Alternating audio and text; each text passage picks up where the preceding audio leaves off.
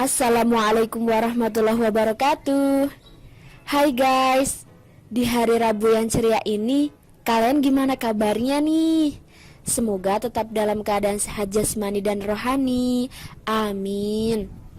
Alhamdulillah, kita masih kembali bersama dalam acara MPLS di hari ketiga. Seperti biasa ya, sebelum acara dimulai, mari kita membaca basmalah. Bismillahirrahmanirrahim. Langsung check in ke acara yang pertama yuk. Acara yang pertama yaitu bimbingan belajar, akan disampaikan oleh beliau Ibu Sulistiawati ST. Are you ready guys? Yes, I'm ready. Let's go.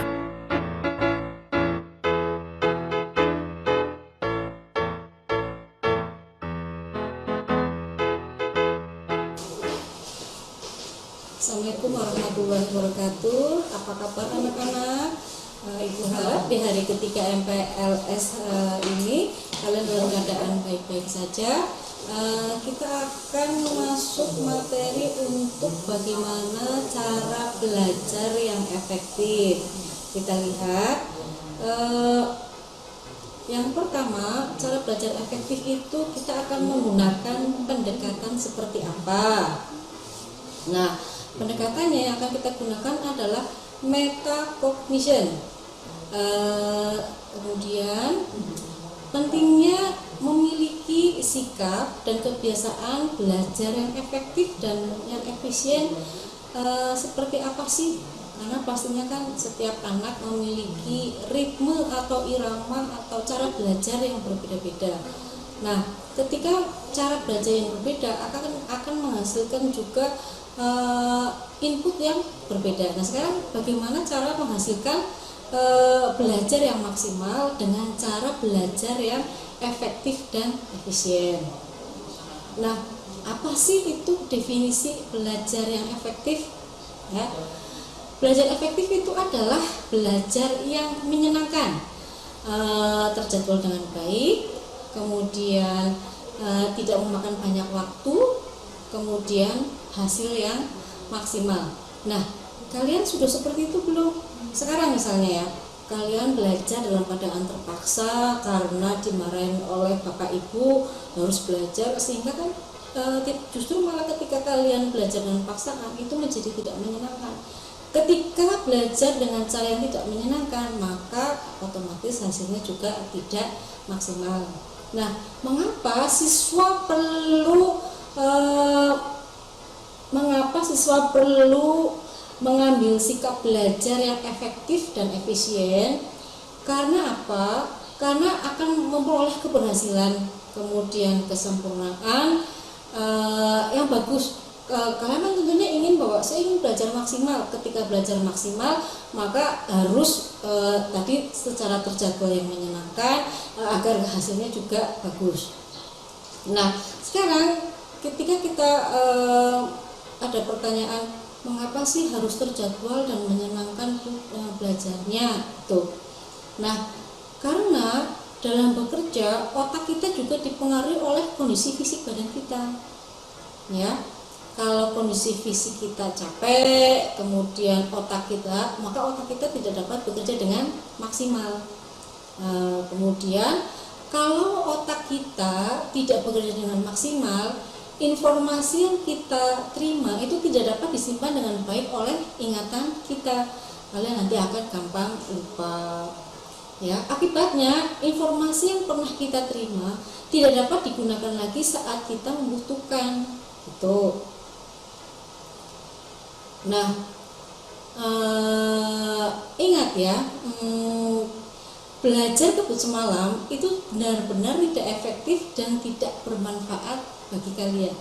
Ya, karena ibaratnya kalian itu seperti sistem menabung, sedikit-sedikit nanti lama-lama menjadi bukit. Tapi kalau kalian belajarnya di sistem wayangan, kebut semalam, ya sistem SKS gitu, itu nggak efektif. Karena otak itu juga tadi kita tidak boleh capek fisiknya. Ketika fisik kita capek, maka daya tampung otak atau kemampuan otak untuk menyaring atau untuk menyimpan memorinya itu akan overload. Jadi kita akan gampang lupa.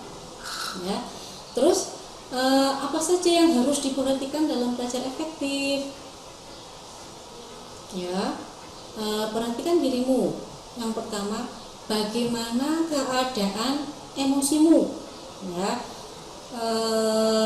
apakah emosinya dalam keadaan positif? Emosi positif itu yang seperti apa sih? Itu adalah kekuatan otak, kemudian kekuatan otak itu akan mencapai suatu keberhasilan. Sehingga kalau misalnya kamu dalam emosimu sedang labil atau kamu dalam posisi posisi marah, kan nggak enak untuk belajar. Ketika posisinya marah untuk belajar, maka otak akan menjadi lemah, maka akan sia-sia, maka kita akan tidak berhasil apa yang kita harapkan. Kemudian dari keberhasilan kita akan memperoleh yang namanya adalah sebuah kehormatan diri. Karena apa? Kita kan sudah berhasil. Kalau sudah berhasil kan kita bangga bahwa ketika saya memperhatikan keadaan saya, emosi saya baik, maka akan memperoleh mempengaruhi kekuatan di otak. Ketika kekuatan otak dalam keadaan bagus, maka kita akan berhasil dalam belajar. Kemudian ketika kita berhasil dalam belajar, maka itu akan memberi kehormatan diri atau suatu kebanggaan terhadap kita. Kemudian perhatikan dirimu. Ciptakan minat dalam dirimu dengan bertanya. Pertanyaannya adalah apa?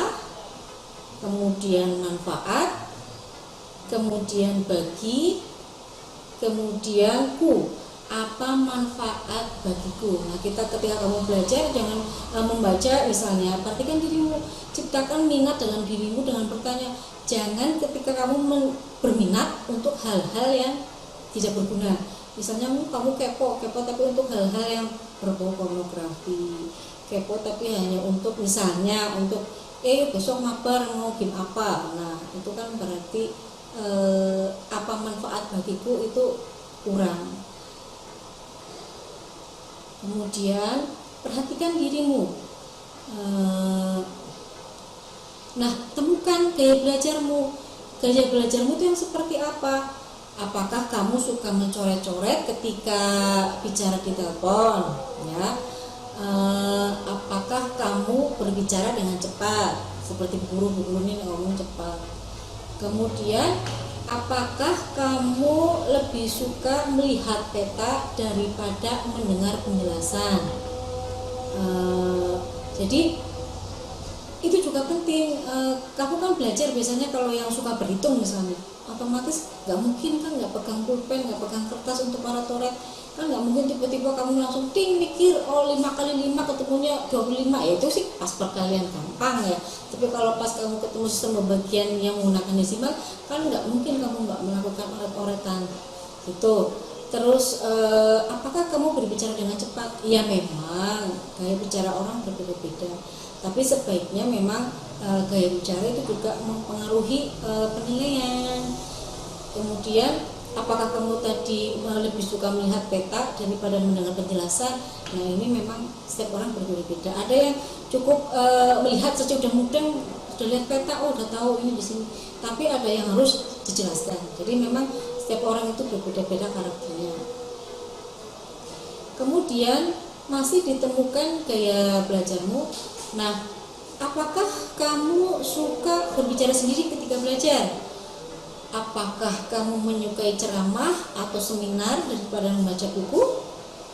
Apakah kamu lebih suka berbicara daripada menulis? Itu namanya adalah auditorial. Nah, karena setiap orang berbeda-beda. Kadang mungkin anak seneng belajar materi IPS, misal sejarah atau sosiologi atau geografi, itu dengan drimimil gitu ya, ngomong sendiri. Misalnya sejarah adalah, ini adalah harus dengan diucapkan dengan kata-kata. Tapi kan ada yang nggak suka, berisik amat sih belajarnya sambil ngomong. Ada yang cukup membaca di dalam hati. Nah, setiap orang berbeda-beda. Atau kadang juga ada yang menyukai ceramah, jadi belajar itu sambil mendengarkan. Ini dengan mendengarkan kan sambil diingat-ingat, model ceramah itu seperti ini, seminar itu seperti ini, nanti kita bisa mengambil kesimpulan dari isi ceramahnya.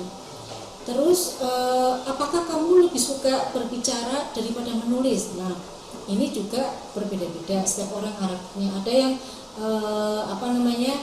ketika belajar tadi selain berbicara lebih suka ditulis, karena mungkin kalau ditulis itu akan lebih ingat daripada kemudian tadi sistem Dremel itu tadi. Kemudian kita lanjutkan, masih ditemukan gaya belajarmu, ya. Nah, apakah kamu berpikir lebih baik ketika kamu bergerak atau berjalan? Ketika belajar, kamu berpikir lebih baik saya bergerak atau berjalan? Nah, yang kedua, apakah kamu banyak menggerakkan anggota tubuh ketika belajar? Misalnya kamu lagi belajar nih sambil skema, misalnya bentuknya adalah sistem saluran pernapasan, atau bentuknya adalah sistem organisasi atau struktural di misalnya organisasi OSIS gitu misalnya ya.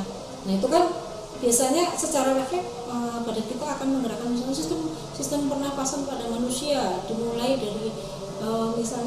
dari hidung kemudian tenggorokan sampai kemudian berakhir di paru-paru. Nah itu biasanya kan sambil tangannya bergerak-gerak.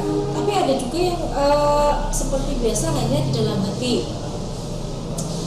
Apakah kamu merasa sulit untuk duduk diam? Ada beberapa anak ketika di kelas gitu ya, kayaknya kalau suruh duduk itu susah, ya nggak bisa diam. Itu nggak tahu apa karena kursinya ada durinya atau mungkin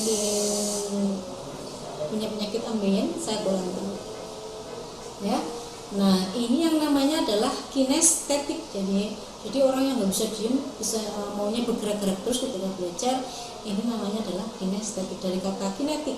Nah, kalau di fisika itu kinetik ya energi yang dimiliki benar karena geraknya. Kemudian perhatikan dirimu, masih diperhatikan dirimu, bagaimana kemampuan belajarmu, kemudian berapa lama waktu yang kamu butuhkan ketika belajar. Apakah cukup waktu 30 menit cukup, atau kalau saya karena saya mau belajar berhitung, kalau 3 menit nggak cukup deh, saya paling nggak 1 jam. Iyalah ya, kalau belajar berhitung tuh mungkin cuma 15 menit ntar dapat apa, paling nggak 1 soal kan terjawab. Kalau berhitung sekitar 30 menit. Nah kalau kamu belajarnya hanya 15 menit, ya kurang gitu. Perhatikan lingkungan, pilihlah tempat yang menurutmu nyaman, karena kan setiap anak kondisinya berbeda-beda. Kenyamanan kita, kenyamanan kalian itu menurut kalian berbeda. Ada yang ketika nyaman, saya belajar nyaman menggunakan musik. Nah ada yang nggak bisa belajar menggunakan musik berisik. Nah misalnya nih ya, contoh saya termasuk ketika belajar nggak mau mendengarkan suara, jadi harus sunyi. Nah ini termasuk saya, menurut nyaman saya, berarti saya belajarnya itu harus tenang, nggak mau ada suara. Tapi ada tadi yang bisa bahwa saya itu nyamannya itu belajar menggunakan musik. Nah ternyata menurut penelitian itu kalau belajar tanpa musik itu sebenarnya malah kurang baik, karena kalau tanpa musik itu ternyata denyut nadi dan tekanan darah itu akan meningkat, kemudian gelombang otak semakin cepat, terus otot-otot akan menegang.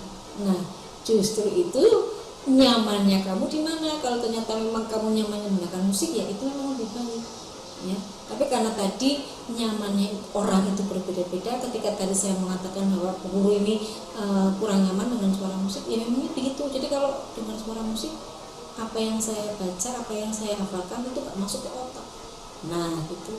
Tapi menurut penelitian ternyata lingkungan belajar yang nyaman itu adalah menggunakan musik.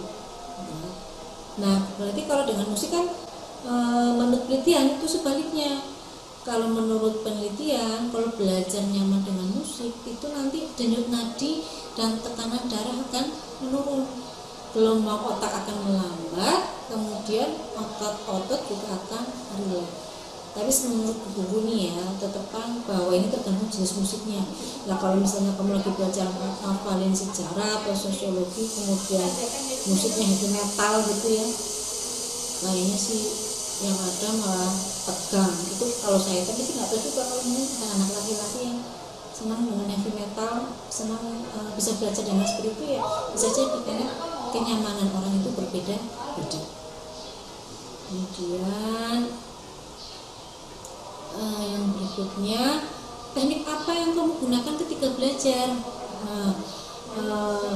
Misalnya adalah teknik yang digunakan ketika kamu belajar, mencatat bebas. Jadi yang kamu hafalin, misalnya kamu lagi hafalin geografi misalnya tentang jenis-jenis angin siklon, atau tentang ciri-ciri cuaca gitu, kan agak susah ya penyamaannya. Nah nanti biasanya biar cepat hafal kan sambil dicatat di kertas, jadi tulis angin siklon misalnya gitu, atau ciri-ciri terjadinya cuaca atau salah-salah terjadinya cuaca di iklim misalnya begitu. Kemudian selain mencatat bebas, bisa dengan peta pikiran. Nah, teknik pemanfaatan seluruh otak untuk membentuk kesan. Otak kita sering mengingat informasi dalam bentuk gambar, bentuk-bentuk dan suara. Selain ya kamu belajar tadi membaca dan menghafal. Kemudian apa lagi yang perlu diperhatikan? Nah, yang perlu diperhatikan tadi dalam belajar efektif, lakukan senam otak sebelum dan sesudah belajar. Cari sumber belajar lain, jadi jangan hanya misalnya kamu gunanya di perpus aja, bukunya pegangan untuk satu buku misalnya. Jangan, kita cari buku-buku lain yang menunjang. Buku-buku yang lain menunjang misalnya bisa dari LKS dan sebagainya. Kemudian sumber belajar kan bisa juga dari majalah, dari koran, pergi ke perpustakaan, atau bahkan sekarang yang sedang digandrungi adalah tanya ke Mbak Google, gitu ya. Yang berikutnya dari cara belajar efektif adalah bagaimana cara pengaturan jadwal belajar yang efektif. Nah, pengaturan jadwal belajar yang efektif pertama adalah pedomannya. Perhatikan waktumu, ya. Bagaimana kamu menghabiskan waktumu? Kapan kamu menghabiskan waktumu dengan sia-sia? Jadi kamu mager, ya, mabar, terus itu kan suatu hal yang sia-sia. Kapan kamu dapat belajar dengan baik? Ya. Nah, kapan kamu dapat belajar dengan baik supaya bisa belajar efektif dengan hasil yang maksimal? Ya. Jadi buatlah rencana jadwal belajar yang efektif. Jadi kita planning yang bagus. Kemudian luangkan waktu untuk diskusi atau mengulang bahan sebelum kelas. Jadi misalnya gini, hari ini materinya adalah sistem pencernaan pada manusia, gitu ya, sistem pencernaan pada manusia. Nah, sebaiknya kan sebelum mulai di kelas itu akan lebih baik jika kamu membaca dulu di rumah, membaca dulu. Oh ya, nanti misalnya kalau kita pertemuan membahas tentang sistem pencernaan pada manusia seperti apa sih, gitu. Oh, sistem pencernaan manusia itu begini. Jadi ketika kamu sudah membaca terlebih dahulu, ketika masuk kelas kan sudah siap. Oh iya, aku tahu bahwa materi yang akan kita bahas adalah tentang sistem pencernaan manusia. Maka saya sudah tahu bahwa bagian tubuh mana saja yang masuk dalam pencernaan makanan pada manusia. Kemudian atur waktu untuk mengulang langsung bahan pelajaran setelah kelas. Ingatlah bahwa kemungkinan terbesar untuk lupa terjadi dalam waktu 24 jam tanpa review. Jadi setelah sebelum pembelajaran di kelas ya kamu belajar, setelah pelajaran di kelas juga kamu hafalin sebentar ya, karena memang otak itu memorinya itu sebentar, dalam waktu 24 jam itu akan lupa kalau kita tidak mereview atau mengulang. Tuh. Masih di rencana jadwal belajar efektif.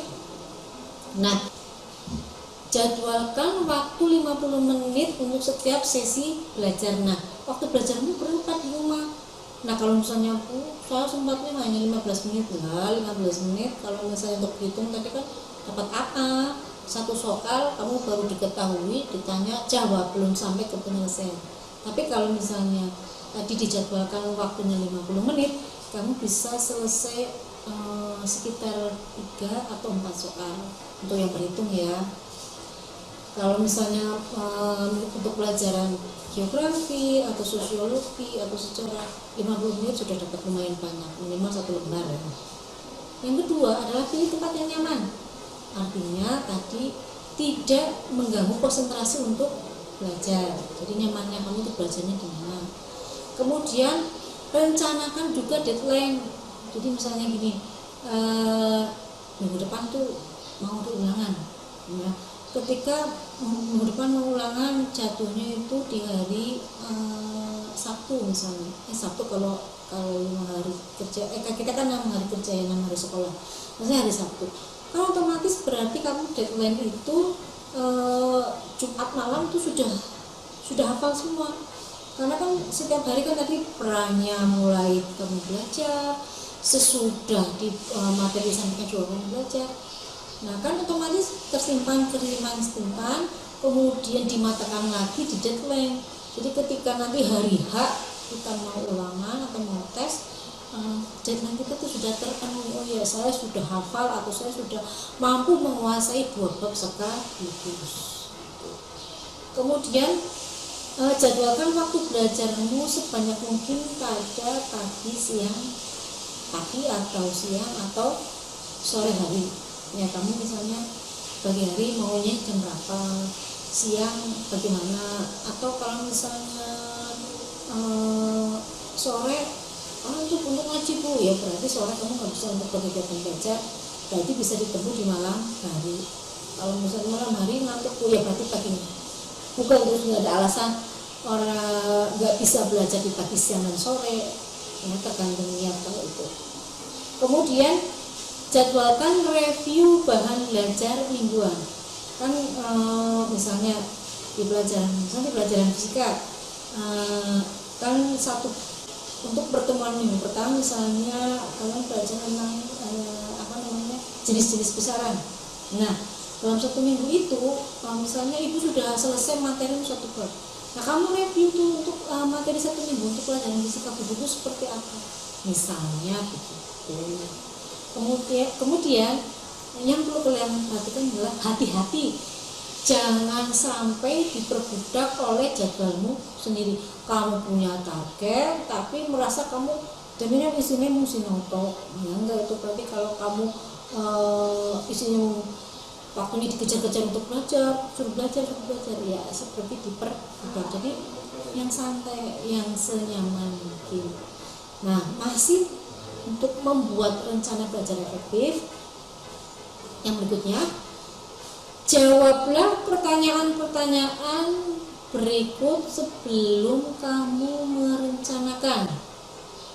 Nah, sebelum tadi merencanakan belajar efektif, apakah kamu suka membaca? Apakah kamu suka bercerita? Apakah kamu suka menghafal? Atau kamu lebih suka belajar kelompok atau belajar sendiri? Nah, apakah kamu tahu teknik mencatat yang baik? Tentu kamu butuh waktu atau sedikit waktu untuk belajar. Nah, apakah kamu membaca sumber lain selain buku pelajaran? Apakah kebiasaan belajarmu dapat membantumu sukses? Masih di cara membuat rencana belajar efektif. Nah, apa yang kamu lakukan sekarang? Pada saat belajar, apakah kamu berhenti untuk meringkas? kelas? Apakah kamu bertanya jika tidak mengerti atau paham? Apakah kamu melakukan evaluasi? Apakah kamu perlu mendiskusikan dengan teman-teman? Kira-kira ini topik ini bagus nggak kalau saya diskusikan dengan teman-teman? Misalnya begitu. Terus, apakah kamu harus mempercepat atau memperlambat cara belajarnya? Apakah kamu mengandalkan satu sumber saja, misalnya hanya dari guru, katakan guru di kelas? Apakah kamu perlu mencari sumber lain? Apakah kerjaan kamu benar? Apa kamu bisa mengerjakan dengan lebih baik? Apakah kamu disiplin dengan diri kamu sendiri? Nah, sekian dan terima kasih.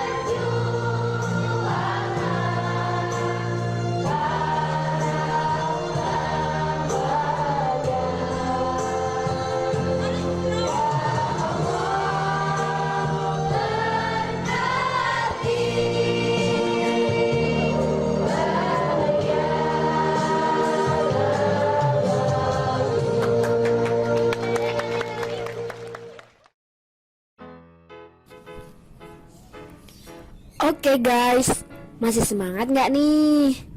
Tetap semangat ya. Tahan kantuk ya, tapi jangan tahan rindu.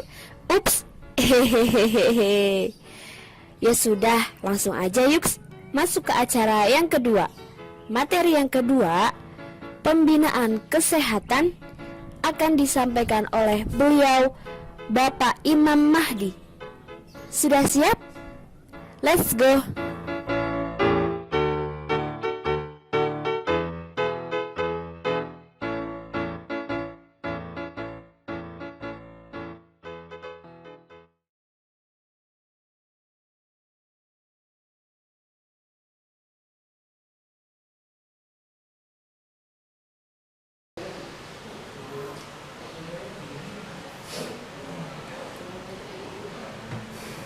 Bismillahirrahmanirrahim. Assalamualaikum warahmatullahi wabarakatuh. Bismillahirrahmanirrahim. Alhamdulillahirabbil alamin. Selamat pagi anak-anakku peserta didik baru tahun ajaran 2001-2022. Pada kesempatan hari ini Bapak Imam Mahdi SPD sebagai pengampu mata pelajaran geografi akan menyajikan materi strategi menjaga kesehatan di masa pandemi COVID-19. Apakah ada kaitan antara strategi menjaga kesehatan dengan mata pelajaran geografi? Nanti kita bahas. Yang jelas, yang pasti tidak ada. Karena yang namanya strategi menjaga kesehatan adalah milik semua lingkup keilmuan, termasuk di dalamnya geografi. Materi strategi menjaga kesehatan di masa pandemi ini akan ada dua hal yang Bapak tekankan, ya. Yang pertama, kita harus paham dulu yang namanya strategi itu kan pendekatan secara keseluruhan yang berkaitan dengan suatu gagasan yang akan kita hadapi. Nah, sebelum kita membahas strategi apa dan bagaimana cara menghadapi masa pandemi ini, maka kita harus tahu dulu apa yang sedang kita hadapi. Nah, seperti yang kita rasakan bersama, seperti yang kita lalui bersama selama 2 tahun ini, dari tahun 2019 akhir kita masuk dalam masa yang berat. Dimulai dari muncul berita pertama pada tanggal 1 Desember 2019, kita masih ingat ya, di Wuhan, Cina, muncul sebuah virus yang disebut dengan virus COVID-19.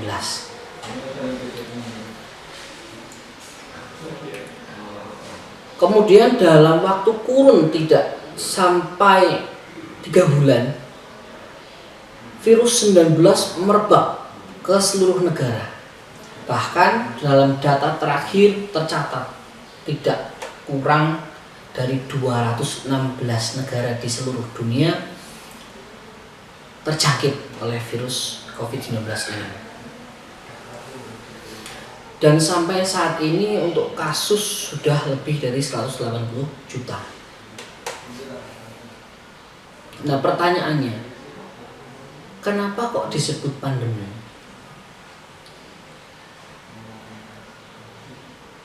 COVID-19 disebut pandemi karena sangat mudah menular ke semua orang, tidak terkecuali, entah itu anak-anak sampai dengan orang tua.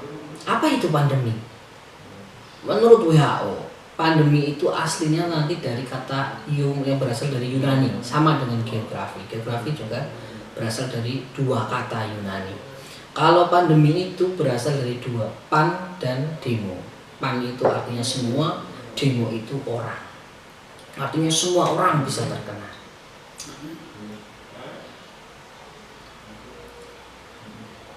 Maka kita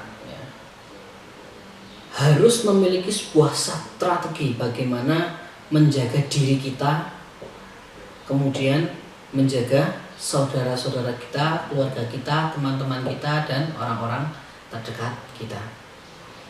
Pandemi COVID-19 ini dalam kurun waktu 1 tahun yang namanya virus itu memiliki suatu ciri kebiasaan. Dia bisa beradaptasi atau bahkan memunculkan varian-varian baru. Dari awal pertama virus COVID-19 itu muncul di Wuhan, kemudian di September 2020 kita masih santer ketika Inggris sudah mulai baru saja melaksanakan pendidikan secara tatap muka. Kemudian muncul sebuah varian baru yang disebut dengan Alpha. Kemudian di bulan Mei 2020 muncul varian baru bernama Beta. Kemudian tahun November 2020 muncul yang disebut dengan varian Gamma di Brasil. Kemudian yang baru dan kita sedang rasakan sekarang yaitu varian Delta yang berada dari India dari bulan Oktober 2020. Nah, dari banyaknya varian ini, induk awal virusnya tetap sama, COVID-19. Nah, bagaimana cara mencegahnya? Tidak berbeda dengan virus awal atau virus varian awal. Ya, miriplah kita dengan makan sambal ya. Ada sambal baby cumi, ada sambal teri, ada sambal bawang, ada sambal matah, tapi tetap sama cara menghadapinya, ya minum air. Tinggal air yang diminum kita sesuaikan dengan selera kita. Nah, begitu juga dengan menghadapi COVID ini. Strategi terbaik adalah kesadaran diri sendiri, karena virus ini menyebar berdasarkan dua hal yang telah dicanangkan oleh pemerintah, yaitu social distancing dan physical distancing. Dalam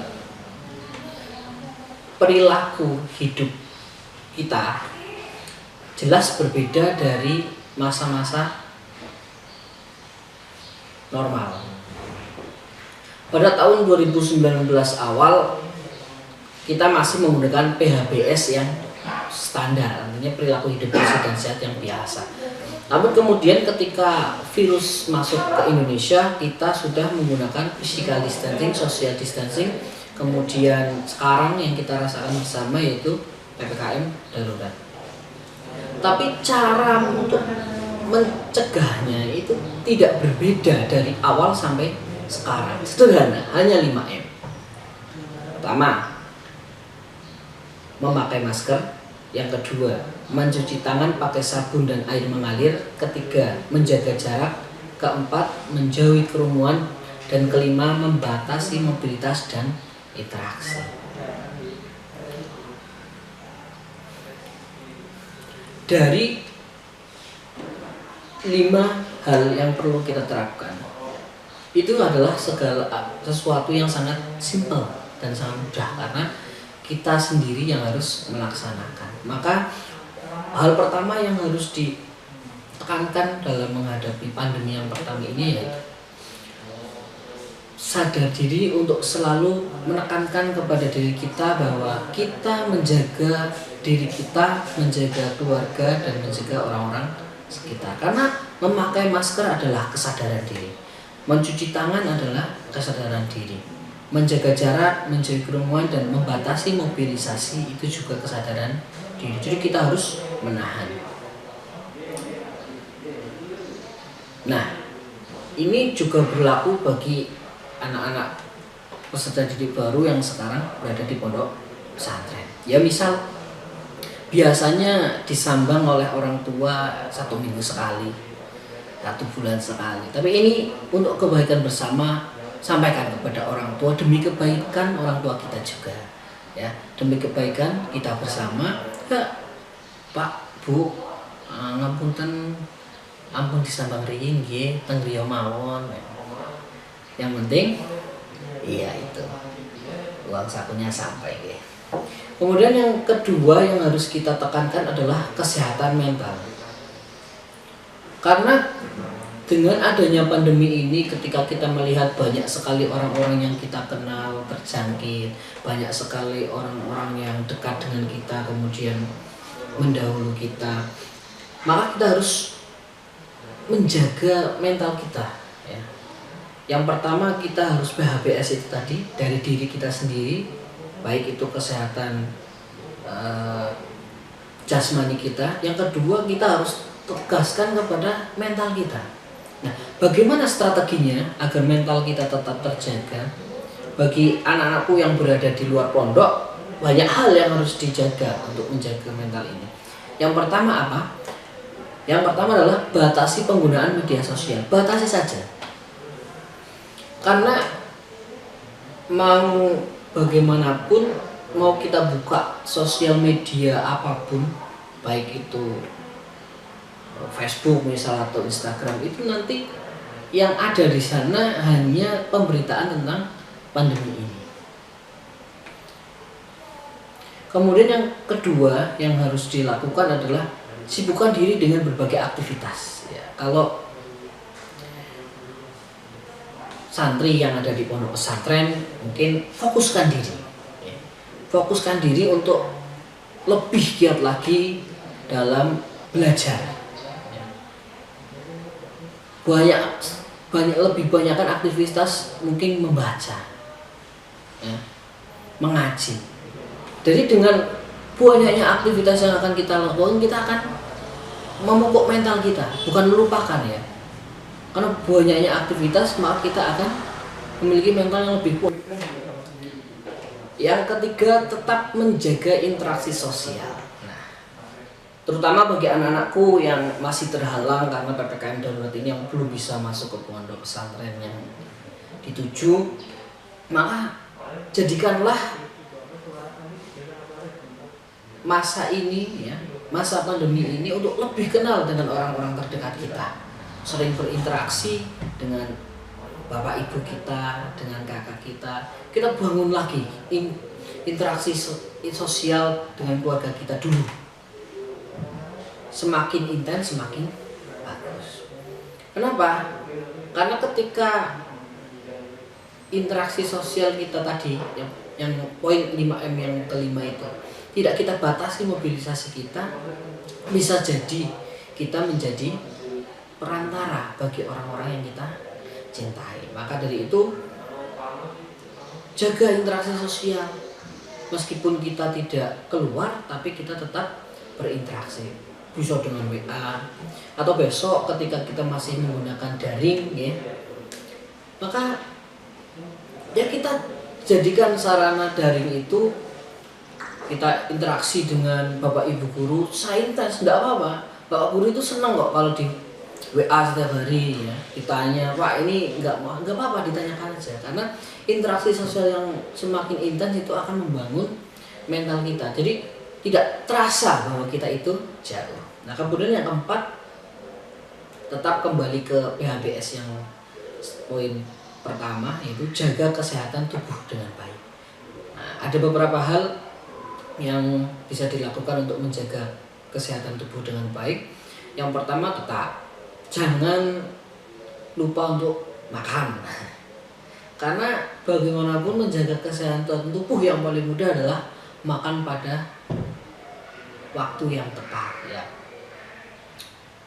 Sedikit pengalaman dari Pak Guru pada bulan kemarin terakhir, penjagaan sudah, strategi menjaga kesehatan sudah, menerapkan 5M sudah, tapi lah apa daya ketika Tuhan berkehendak, maka di tahun kemarin satu keluarga Bapak itu merasakannya.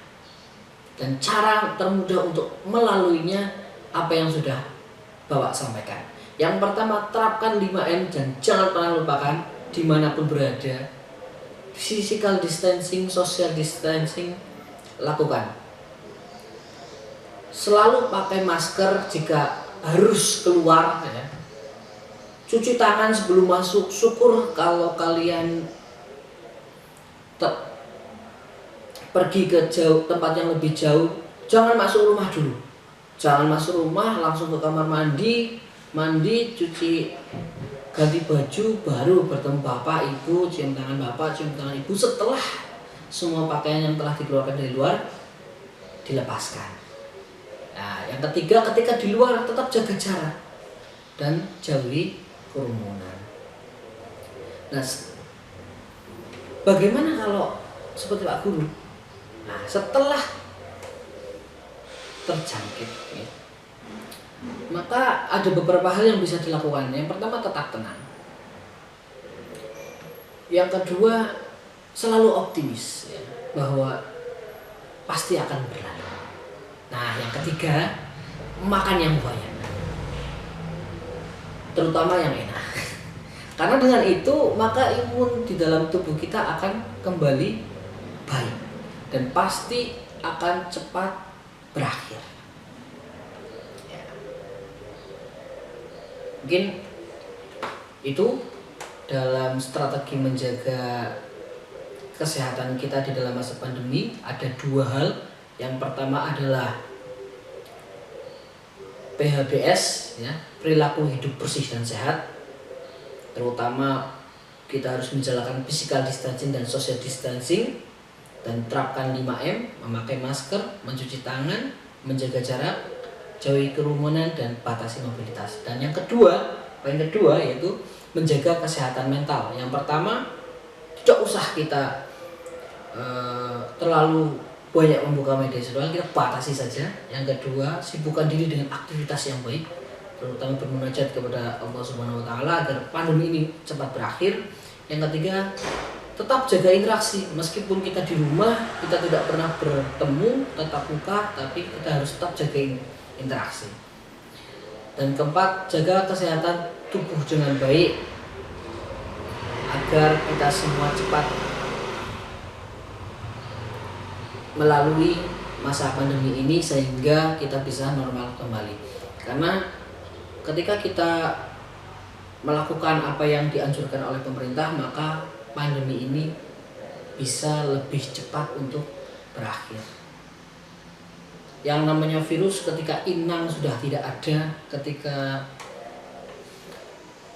inang tidak dapat digunakan untuk menyebarkan, maka virus itu akan berhenti dengan sendirinya. Dan begitulah sifat virus, baik itu corona ataupun SARS ataupun Ebola, itu semua adalah dari inang yang ada. Maka dengan menjaga diri kita dengan 5M akan memutus rantai dari penyebaran virus itu sendiri. Cukup sekian dari Bapak, tetap semangat dan semoga kita semua terjaga dan mendapatkan